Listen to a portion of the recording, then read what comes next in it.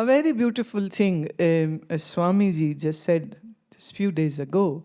He said that he is like disciple of Anandmurti.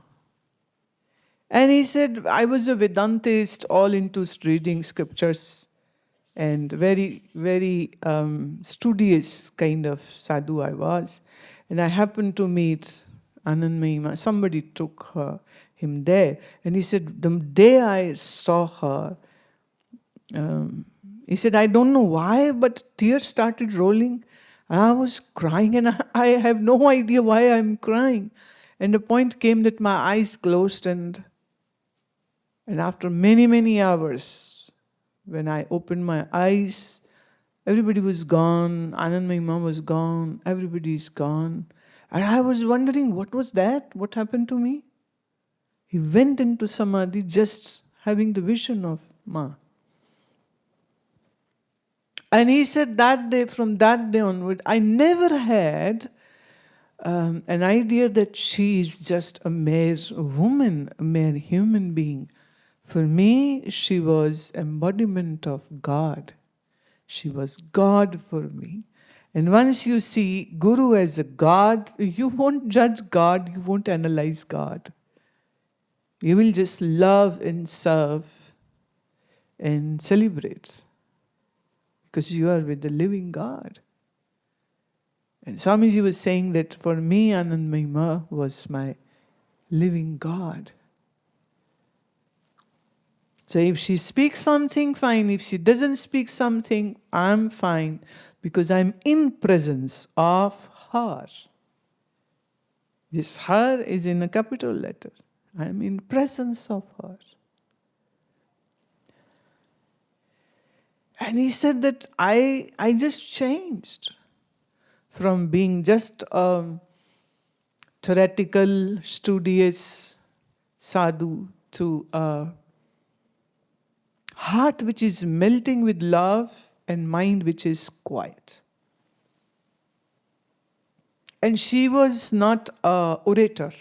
She wouldn't give discourses. She would just have a very small conversations. And most of the time around her, people are doing kirtan and they're singing, or just sitting in silence. And if somebody comes to ask a question, maybe one-liners, maybe five-liners. That's it. She won't speak much. But her presence alone transformed hundreds of people. And scores became sannyasins after meeting her. That was the power of her presence.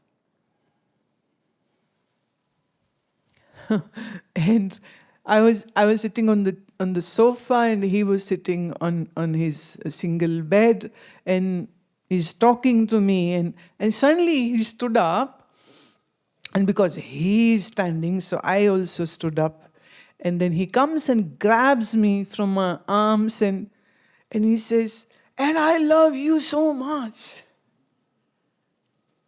And I felt, am I like a small girl? What's he doing? And he says, you are not different from Ma. You are my Ma now. An old man, but very strong hands. Oh. And he was so excited, like a child. He couldn't contain. He totally forgot, the so-called interaction when it happens amongst, two people like us.